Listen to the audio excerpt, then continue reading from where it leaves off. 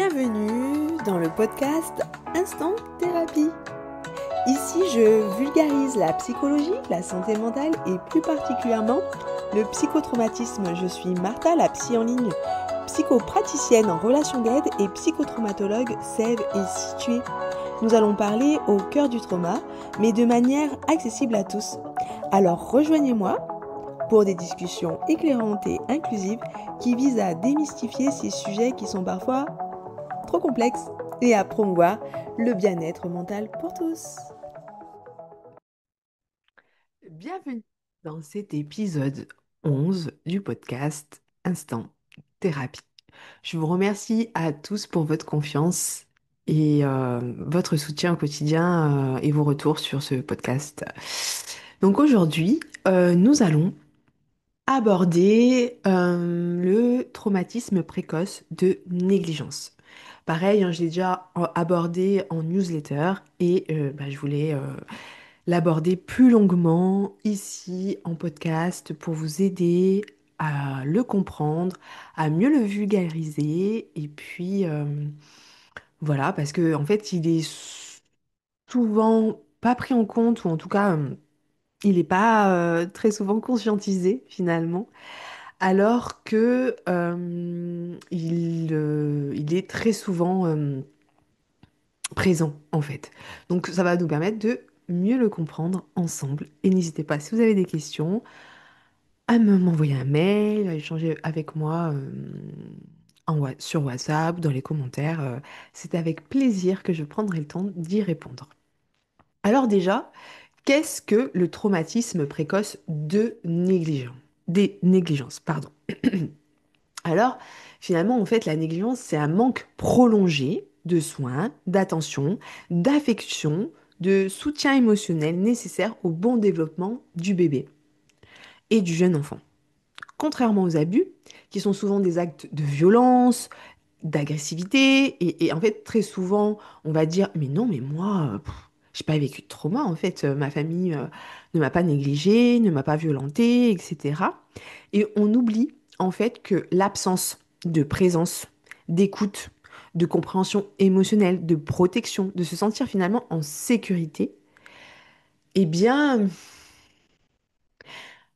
ça crée un vide, mais ce vide crée un traumatisme. C'est-à-dire que, bien sûr, que très souvent, ça peut être des parents qui ont fait de leur mieux avec eux-mêmes leur histoire. Et le but, c'est pas de les accabler, de les rendre coupables de tout, mais c'est de prendre conscience que c'était peut-être des parents qui étaient dépassés, qui étaient malades, qui avaient eux-mêmes leur propre trauma, ou qui avaient une précarité, en fait. Mais cette absence de soutien affectif peut provoquer ce qu'on appelle le traumatisme précoce de négligence, car le cerveau de l'enfant est en pleine construction et a un besoin d'un environnement sécurisant pour se développer sainement. Et donc la négligence, en fait, elle concerne ce qui fait défaut, ce qui n'a pas eu lieu. Et comment donner à un enfant euh, euh, une éducation émotionnelle, de prendre en compte ses émotions, de pouvoir les exprimer, etc., quand nous-mêmes, on en a été privés, en fait. Et le monde aujourd'hui est de moins en moins sain parce que les gens oublient que les êtres humains sont des êtres émotionnels et que les émotions font partie de nous. Et donc de nous en priver, de ne pas les prendre en compte, ça crée que de l'insécurité et donc un style d'attachement euh, autre que la sécurité. Et du coup, il y a des conséquences à l'âge adulte en fait. Parce que l'attachement à notre caregiver, comme on pourrait le dire en anglais, c'est la personne qui s'occupe de nous. C'est-à-dire qu'en fait, c'est pas obligatoirement les parents, parce qu'il y a des enfants qui vont être élevés par autres que des parents. Ça peut être des parents adoptifs, ça peut être des grands-parents, ça peut être le système, euh, le système social qui prend en compte la DAS, par exemple. Je crois que ça s'appelle plus la DAS, mais voilà. En tout cas, c'est la personne qui nous prend en charge. Donc, voilà. C'est pas toujours les parents, donc ça, c'est bien de le souligner. Mais en fait, c'est essentiel à la survie de l'être humain. En fait, on a besoin de cet attachement et tant qu'on est enfant, en fait, tant qu'on qu'on est petit, en fait, c'est un besoin fondamental, mais autant que de respirer de l'oxygène, que de manger, que la chaleur d'un toit sous la tête, que de la protection, en fait. C'est primordial. Et c'est très souvent la chose où il peut avoir un vide, d'accord? Et lorsque cet attachement finalement n'est pas là, n'est pas donné parce que le parent n'a pas su faire ou pour d'autres raisons, ça peut être aussi des enfants placés, hein. Donc très tôt, ils ne vont pas avoir ce caregiver, en tout cas ils vont l'avoir plus tard, et bien en attendant, ils doivent un petit peu prendre soin d'eux seuls en fait.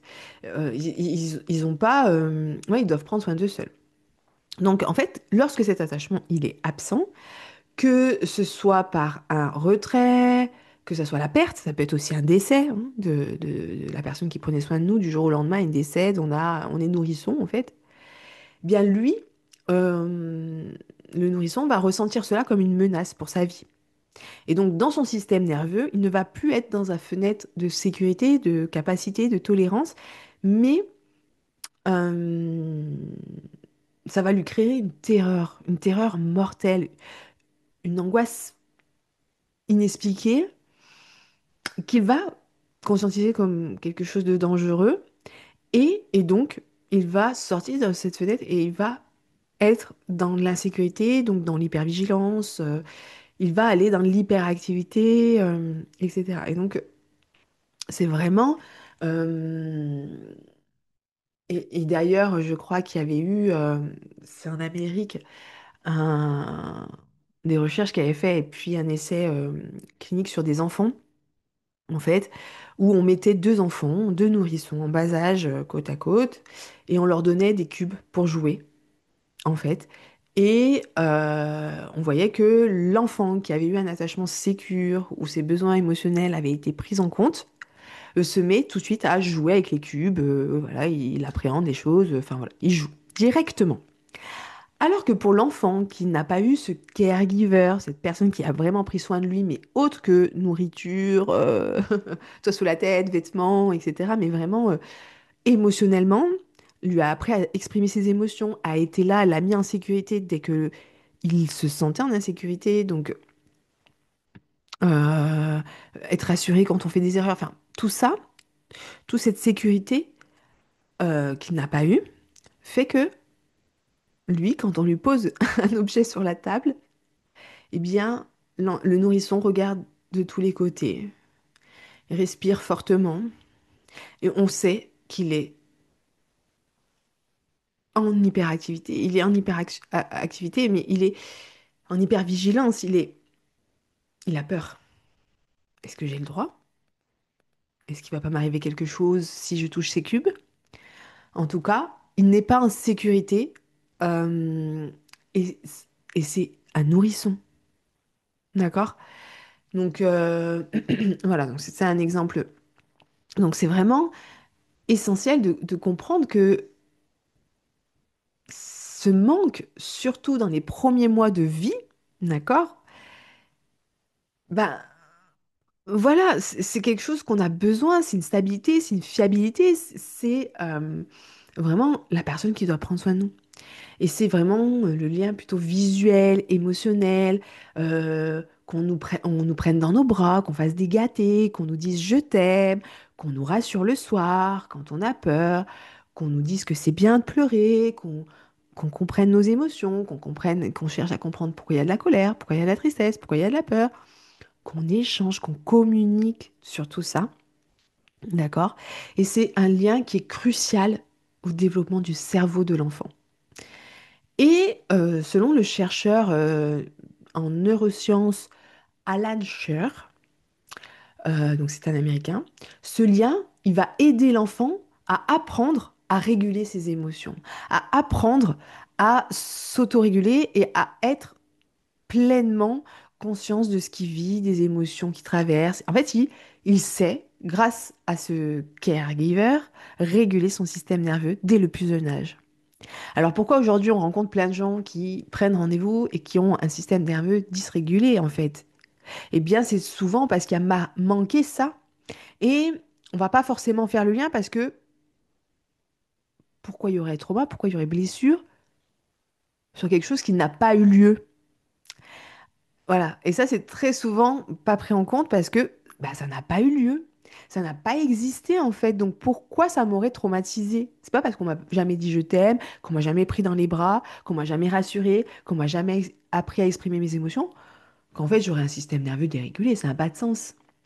Et en fait, ça a tout son sens, mais on se pose pas des questions comme ça parce que encore dans nos sociétés, le traumatisme est vu comme un événement unique, choquant, imprévu, qui arrive qu'une fois, comme une grosse catastrophe, alors que ce n'est pas ça.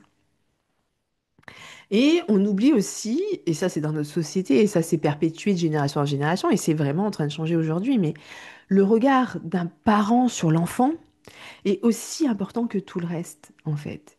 Et on a trop souvent entendu, mais moi je t'ai donné un toit sous la tête, je t'ai donné à boire, à manger, des vêtements, t'as manqué de rien. Pourquoi aujourd'hui tu n'es pas heureux et en dépression? Le parent ne va jamais penser que ça peut venir de lui. Alors que les 6 premiers mois de la vie sont déterminants pour créer ce lien et cette régulation de l'être humain, du système nerveux de ce nourrisson. D'accord? Et puis si je reprends ce qu'explique le chercheur en neurosciences sur l'attachement, justement, et il explique en fait qu'il n'y a pas de séparation nette entre la nature, donc ce à quoi nous agissons, etc., et l'éducation, ce que nous apprenons. En fait, nos expériences de vie influencent notre biologie et non l'inverse. Et c'est cela qui se joue de manière fluide dès l'enfance, en fait.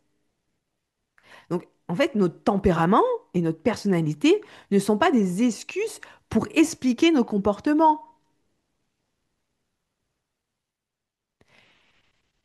Parce que c'est souvent ça aussi, les personnes, plutôt que se dire bah, c'est peut-être mon parent qui a fauté, bah non, en fait, c'est ma personnalité, c'est mon comportement, je suis comme ça, blabli, blabla, en fonction des personnes qui, justement, ont des dysrégulation émotionnelle, par exemple, qui sont colériques, on va dire oui, oui, mais c'est parce que, voilà, je suis quelqu'un de colérique, c'est comme ça, nanana, nanana.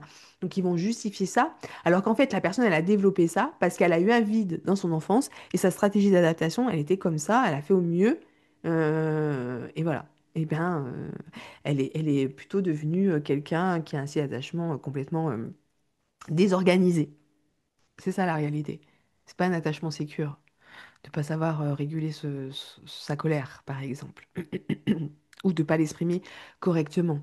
Et puis, il a aussi rajouté qu'il faut prendre en compte que les hormones de stress de la mère pendant la grossesse elles aussi, ces hormones-là, peuvent affecter le fœtus, donc in, in utero, en fait, et que déjà, il peut avoir un petit peu ce côté génétique du stress et de direct arriver au monde euh, avec un système nerveux qui va être direct dérégulé parce que la mère a été stressée pendant toute la grossesse, elle accouche, elle est déjà stressée, dès qu'elle me gère, elle stresse, elle appelle tout le monde, elle nanana.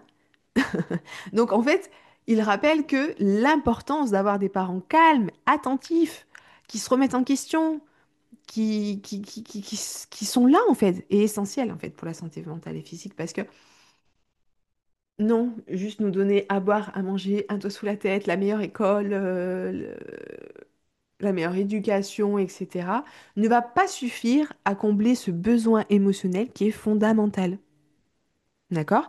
Et il peut entraîner effectivement ce traumatisme de négligence. Et puis, j'avais aussi lu un autre point qui était la thérapeute américaine Peggy Kleinbladz, si je dis pas de bêtises, qui a, elle, plutôt étudié tout ce qui était relations sexuelles satisfaisantes et qui a découvert que la présence et l'attention des partenaires à leurs émotions, c'est-à-dire que le partenaire fait attention aux émotions de l'autre, a de l'empathie pour l'autre, essaye de le comprendre, et inversement, etc. C'est les éléments qui vont permettre que la relation soit stable et durable. très souvent, en fait. Très souvent, quand la relation est instable et toxique, c'est qu'il y a une dysrégulation émotionnelle, en fait, très souvent. Il y a un manquement quelque part. Et finalement, bah, quand on reprend en compte ces recherches, on se dit, bah ouais, en fait, c'est pourquoi, en fait, de s'ancrer, d'essayer de faire des exercices somatiques, de la pleine conscience, la respiration cardiaque, de la TCC, tout ça, ça a un lien parce que ça permet au système nerveux euh, de s'ancrer dans l'instant présent, en fait, et de réparer ce qui n'a pas pu, de se donner, en fait, de se donner à nous-mêmes ce qu'on n'a pas eu peut-être enfant. D'accord? La pleine conscience permet ça parce que quand on se donne de l'amour, en fait, quand on fait une méditation guidée, quand on fait de la cohérence cardiaque, on prend du temps pour soi. D'accord? Donc, on se donne des choses qu'on n'avait pas eues. Et donc, le système nerveux, il n'est pas rigide. Il peut se moduler. D'accord? Ça demande du temps, mais il peut se moduler. Et quand il se module, eh bien, ils se rendent compte que, en pratiquant ça, il se donne ce qu'il a peut-être manqué quand il était petit. D'accord? Mais encore faut-il se dire, bah ouais, en fait, peut-être que pour aller mieux, il va falloir que je fasse tout ce que je n'ai pas envie de faire. Parce que quand on va pas bien, on n'a pas envie d'aller à la salle, d'aller faire du sport, d'aller faire du yoga, de faire de la cohérence cardiaque, voilà. On n'a pas envie. Et notre système nerveux, il va rien faire pour nous, en fait. Il n'y a que la discipline à ce moment-là qui, sur le long terme, va pouvoir nous sortir d'une dépression, nous sortir d'un burn-out, etc. Et c'est après qu'on va pouvoir comprendre, etc. Mais sur l'instant T, très souvent, on est tellement dérégulé qu'à part se discipliner et se dire, bah, je vais faire ça, je vais écouter, je vais faire ça, je vais faire ces exercices, je vais faire ci, je vais faire ça, et je verrai après, euh, bah, en fait, je verrai les résultats, en fait. Et parfois, on reste statique parce qu'on est en mode victime. On est en mode victime et même si on prend conscience qu'on a peut-être eu ce traumatisme de négligence et puis peut-être d'autres, on reste. On se dit, eh ben, je veux que l'autre répare. Mais l'autre n'a pas peut-être les capacités de se remettre en question. C'est des autres générations, c'est une autre époque. Et donc, on peut attendre éternellement et être passif éternellement, rester dans ce mode victime de, ouais, bah, j'ai conscience et en fait, moi, j'ai de la colère, je trouve ça injuste ce qui m'est arrivé. Et donc, je ne vais pas changer, j'attends. J'attends que l'autre répare son erreur. Donc c'est là où il faut faire le deuil de tout ça, là où il faut accepter que on n'est pas responsable. Mais là, j'ai l'impression que je suis redondante dans ce que je dis. On n'est pas responsable de ce qui nous est arrivé, mais on est responsable de ce qu'on en fait aujourd'hui, malgré un monde toujours et un contexte social où les oppressions systémiques sont toujours là, où voilà, il y a plein de choses qui ne vont pas et donc qui accumulent ça, mais se dire qu'on n'est pas seul, que collectivement, on avance à notre rythme et que on peut prendre la responsabilité déjà de se donner ce qu'on n'a pas eu en fait. Voilà. De se donner ce qu'on n'a pas eu, c'est une réparation. Et donc, oui, ça peut-être ne donne pas toutes les réponses à c'est injuste et pourquoi, voilà, mes parents ci, mes parents ça. On peut les blâmer éternellement. Et puis, il y en a, d'un autre sens, d'autres personnes qui vont carrément dire non, moi j'ai cette loyauté, ils m'ont tout donné, il n'y a pas eu ce manquement. Donc, on peut être aussi dans le déni. Mais très souvent, voilà, qu'on soit dans le déni ou dans la victimisation, on se bloque nous-mêmes en fait. Donc pourquoi pas se dire, ok, j'ai de la colère, j'évacue ça, il y a plein d'outils thérapeutiques qui aident à ça, euh, et je vais me donner ce que je n'ai pas eu. Parce que c'est la seule manière, passer sur ces actions-là, de prendre soin de moi, euh, de me rétablir, de pouvoir avancer dans ce monde et de voir les choses sous un autre angle de vue en fait. Voilà. Mais c'est pas toujours évident et il faut pas non plus se jeter la pierre quand tout ça, quand vous pouvez en parler, ça ne prend pas sens, par exemple. Ça veut pas dire que vous n'allez jamais y arriver. Chacun son rythme et chacun sa temporalité. Donc il y a aussi ça à prendre en compte. et quels sont finalement les impacts qu'il va avoir sur le développement de l'enfant. Déjà, le cerveau des tout petits, il est extrêmement malléable en fait, hein. Il n'est pas mature encore, donc il va vraiment se façonner en fonction des actions et de ce qu'il reçoit à ce moment-là. Donc quand l'enfant il reçoit pas ce que je disais, le soin, l'amour, l'attention, ben les symptômes qu'on peut retrouver à l'âge adulte, ça va être une difficulté à exprimer ses émotions, à les accueillir, à les prendre en compte. On est plutôt dans un schéma où on va avoir des personnes qui vont être dans un surcontrôle émotionnel parce on leur a appris que de toute façon, exprimer ses émotions, ça conduisait à s'éloigner des personnes qui sont censées prendre soin de nous. Donc, très souvent, ben, on apprend à euh, se bloquer de ses émotions, à ne plus les ressentir.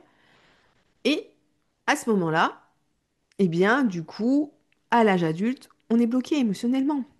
D'accord?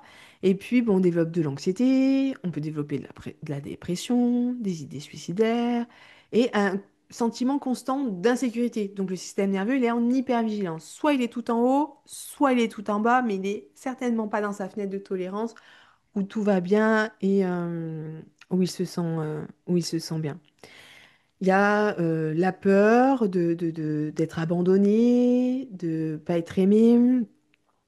Il y a la difficulté à faire confiance, voilà. Et puis on a le style d'attachement qui est très souvent désorganisé ou anxieux, évitant, voilà. Mais pareil, en aucun cas il va être sécure. Par contre, c'est possible d'emmener la personne vers un, un style d'attachement beaucoup plus sécure. Mais sur le plan aussi cognitif, on va avoir des difficultés à se concentrer, des difficultés alimentaires, donc on peut développer des troubles du comportement alimentaire. On peut même, alors là, je pense que c'est un peu plus le cas extrême, mais avoir des retards de croissance. Parce que, voilà, ralentit en fait. Le manque d'amour ralentit. Puis on peut avoir des troubles de l'apprentissage,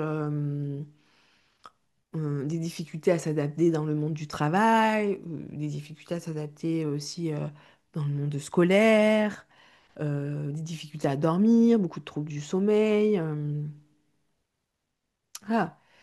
Mais ce qu'il y a, et c'est là où c'est, je pense, le plus difficile, c'est que vraiment, c'est un traumatisme invisible, en fait.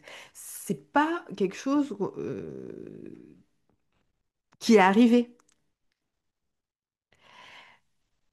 Donc, physiquement, il n'y aura pas de traces. Même psychiquement, il n'y aura pas une trace où on pourra se dire, bah oui, je me rappelle, nanana, nanana. Ça va mettre beaucoup de temps de dire, ah oui, mais en fait, ça, je ne l'ai pas eu. Ah oui, on m'a jamais dit je t'aime. Ah, mais j'ai jamais eu de câlin de ma vie. On m'a jamais pris dans mes bras. On m'a jamais pris sur les genoux. On m'a, en aucun cas, jamais rassuré, en fait. J'étais l'objet. Très souvent, on dit dans la culture plutôt européenne que euh, un peu les enfants, et ça va être les pays nordiques qui vont dire ça parce qu'eux, ils ont beaucoup plus évolué que nous sur ça. Pareil, j'ai l'impression que je suis redondante quand j'en reparle. Mais un petit peu que l'enfant, finalement, il est pas pris en compte comme un adulte, un être humain à part entière, en fait, sur le même pied d'égalité. Donc, on l'écoute pas. Il doit se soumettre. Il doit se taire, s'adapter. Et en fait, bah, c'est très bien hein, de faire ça dans le système capitaliste dans lequel on est. Bah, c'est super parce que ça fera des adultes qui vont se taire, qui vont se soumettre à la hiérarchie. Euh, et l'école, les institutions scolaires sont aussi comme ça. Donc, c'est vraiment le système qui est construit comme ça. Et donc c'est pour ça que quand on essaye de tout balayer, qu'il y a peut-être le mouton noir qui apparaît dans la famille, il va pas être écouté, il va pas être pris en compte. D'accord? Euh, Et puis si je reprends aussi les recherches de ce chercheur en neurosciences, il parle aussi du dilemme sans solution. Donc c'est un terme qu'il utilise qui signifie pour lui que l'enfant veut être aimé et proche de la personne qui s'occupe de lui. Mais il a également peur de dépendre d'elle parce qu'inconsciemment, il se rend bien compte que c'est pas stable, tout ça. Donc, il a quand même cette crainte de dépendre d'elle émotionnellement il ressent bien qu'il n'y a pas la sécurité. Même s'il n'arrive pas, peut-être, à mettre des mots dessus. Donc, finalement, pour faire face à cette situation, lui, il va aller refouler, il va aller euh, bloquer son besoin d'attachement et développer finalement une forme d'autosuffisance, de surcontrôle émotionnel et de se dire de toute façon, c'est mieux si je me débrouille tout seul. Donc ça peut aussi développer le style d'attachement, le trouble d'attachement évitant. Vraiment la personne qui se débrouille toute seule, qui a appris à contrôler plus ses émotions, qui est quelqu'un de très rigide et qui est dans le contrôle plus, parce que c'est comme ça que elle a pu, elle, avancer dans la vie avec un système nerveux dérégulé finalement. C'est comme ça qu'elle a pu se construire. Et donc, à l'âge adulte, se rendre compte que tout ça, c'est pas sa personnalité, parce que très souvent, les gens vont dire, mais moi, mon perfectionnisme, ma psychorigidité, mais c'est ma personnalité. Je suis née comme ça, etc. Et donc, c'est vraiment des personnes qui vont être face au mur en se disant, waouh, en fait, c'est ça le problème, mais ça me rassure. Donc, petit à petit, je prends conscience et j'aide mon système nerveux à voir les choses autrement. C'est ça, d'accord? Et comment j'avance dans tout ça? Donc, vraiment déjà, les signes qui peuvent vous alerter, avant que j'explique comment on peut se reconstruire quand même, c'est voilà, émotion forte, dysrégulation émotionnelle, hypersensibilité accrue, difficulté à réguler son stress et son anxiété, sentiment chronique de solitude, de toujours se sentir vide, seul, difficulté relationnelle. Faut prendre en compte que c'est quand même assez dévastateur, hein. Difficulté dans l'intimité, dans la dépendance affective toxique, parce que oui, effectivement, on a tous besoin d'une dépendance, on est des êtres sociaux, mais quand elle devient toxique, c'est qu'en gros, on reste avec une personne, même si on n'est pas heureux, etc. On se sent pas de pouvoir fonctionner seul, en fait. On se sent pas de fonctionner sans l'autre, même dans la souffrance, même si ça va pas. Donc voilà, un sentiment constant de jamais être en sécurité, d'être toujours dans l'hypervigilance de tout. Et une faible estime de soi, en fait. Une difficulté à voir les choses positivement et à croire que la vie vaut la peine. Parce que voilà, si on fait le point, ben, c'est des personnes qui se sont construites seules. Donc au bout d'un moment, c'est pesant, en fait. Et donc, voilà. Donc bien prendre en compte que, par contre, ces signes, c'est pas une fatalité. Et que petit à petit, on peut, en fait, se donner l'amour qu'on n'a pas eu et réparer et se faire guider au mieux. Mais déjà, le premier exercice, donc là, si je vais de comment se reconstruire petit à petit, le premier exercice, déjà, c'est se psycho-éduquer sur le système nerveux, comment il fonctionne, euh, le cartographier, donc à l'aide d'un diagramme, et puis prendre le temps de noter, ben, aujourd'hui, je suis où? Est-ce que je suis dans ma fenêtre de tolérance? Est-ce que je suis en dessous, au-dessus, etc. Rien que ça, en fait, se familiariser et comprendre qu'en fait, c'est pas mon cerveau qui contrôle ma vie et toutes ces pensées qu'il a, mais c'est moi qui peux revenir aux commandes et qui peut être responsable de mon bien-être et de mon bonheur. Et le passé ne définit pas qui je suis, en fait, tout simplement. Voilà. Donc, ça peut être une première piste. Après, bien sûr, apprendre à réguler ses émotions, donc les accueillir, les comprendre, quelles sont les sensations physiques dans son corps, euh, comprendre le besoin derrière, quelle est la cause qui a déclenché, et, s- et petit à petit, les extérioriser, les libérer. Voilà.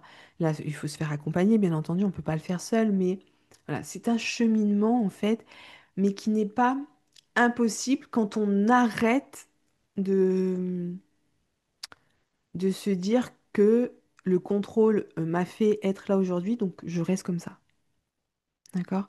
Il y a d'autres façons de voir les choses et de toute façon, quand on va mal, il faut se dire, bah, pour aller mieux, il va forcément falloir faire des choses que je n'ai pas envie et devenir une autre personne.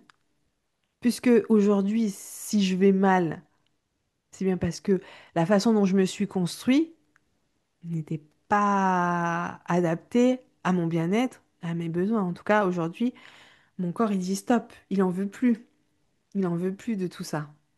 Et donc, c'est aussi faire ce deuil-là, accepter que ce qu'on a été n'était peut-être pas assez bon pour nous et pour notre bien-être et qu'on peut peut-être aller voir d'autres angles de vue, d'autres pensées alternatives pour essayer de se reconstruire et de dénouer en fait les blessures du passé parce que effectivement, ça fait partie de nous, c'est ce qui nous définit et quand on est dans le mode victimisation, c'est un petit peu le bénéfice secondaire à garder ce qui ne va plus. C'est finalement, si je m'en libère, on ne saura plus à quel point j'ai vécu une injustice en fait. Donc non, je vais le garder. Et c'est ça le plus dur, je pense, dans notre cheminement personnel, dans notre introspection, c'est lâcher ce qui nous a conduit jusqu'ici, mais qui aujourd'hui, on doit dire au revoir à ce- cette branche de notre personnalité pour devenir une meilleure version, une version plus en paix, plus saine, etc. Et c'est ça, des fois, qui peut être difficile dans le processus et qu'il faut être OK avec nous aussi et pratiquer l'autocompassion, euh, etc. Parce que, voilà, hein, le système nerveux, ça demande du temps. Et puis, surtout, créer un environnement sécurisant. Pratiquer aussi la thérapie de groupe parce que c'est là où aussi on va vers une psychologie un peu plus de libération, prendre en compte aussi le contexte social, qu'est-ce qui se passe encore aujourd'hui pour, pour notre communauté, voilà, pour ma famille aussi. Euh, Développer un peu plus d'empathie aussi envers soi-même, envers les autres, envers son passé, envers son histoire. Prendre conscience que le vide, c'est aussi un traumatisme, voilà. Petit à petit, se guider vers ça. Mais c'est une éducation, c'est une éducation. Quand on apprend un métier, au début, on se dit, mais je serais incapable de faire ça. Et bah, avec le temps, on y arrive. Parce que on apprend, on se laisse former, etc. Donc, je pense que l'alliance thérapeutique que l'on crée avec la personne qu'on choisit comme psy joue aussi un rôle. Et il faut le prendre en compte. D'accord? Euh, voilà, je crois que j'ai fait le tour de ce traumatisme. Il se rapproche de beaucoup d'autres de blessures, parce que d'autres personnes vont plutôt appeler ça des blessures, et c'est OK, hein, voilà. Ce que je dis, c'est trouver le terme, la notion qui correspond, qui nous fait du bien à nous. Il n'y a pas... parce que très souvent, en plus, quand on a été cette personne-là, on veut cocher des to-do list, etc., pour se dire, bah, si je fais tout ce qu'il faut, je vais guérir. Et c'est pas ça la guérison, parce que la guérison, elle est personnelle. Il y a des choses qu'une personne va faire. Allez, moi je vais faire euh, l'exercice de questionner mes pensées avec la flèche descendante, par exemple, en TCC. Euh, Ça marche pour beaucoup de gens, mais il y en a pour qui ça va pas fonctionner et ça sera OK. Ça ne voudra pas dire qu'il y a un souci, en fait. C'est en moi, trouver en moi déjà mes ressources et les outils qui me vont à moi, fonctionnent pour moi. D'accord? Voilà. Et de se dire que c'est pas parce que c'est invisible, parce que c'est pas parce que c'est du vide que ça n'a pas eu lieu, et que ça peut pas influencer notre vie aujourd'hui. Et que déjà, comprendre, et donc j'espère qu'avec cet épisode, ça va vous aider à mieux comprendre ces mécanismes, et que ça va vous aider aussi à avancer dans votre cheminement, à voir comment vous pouvez voir les choses, à vous faire accompagner peut-être. Mais en tout cas, de mettre peut-être des mots, M-O-T-S, sur des mots, M-A-U-X. Voilà. Et puis, je vous dis à dans 15 jours pour le prochain épisode. N'hésitez pas à vous abonner, à m'écrire, enfin voilà, comme d'habitude, quoi. Prenez soin de vous, à très vite. Et c'est terminé pour aujourd'hui. Merci de m'avoir écouté. N'hésite pas à me mettre des likes pour me permettre une visibilité et puis à t'abonner pour ne pas rater le prochain épisode. Je t'invite aussi à me suivre sur ma chaîne YouTube et sur mon Instagram. À très bientôt, prends soin de toi.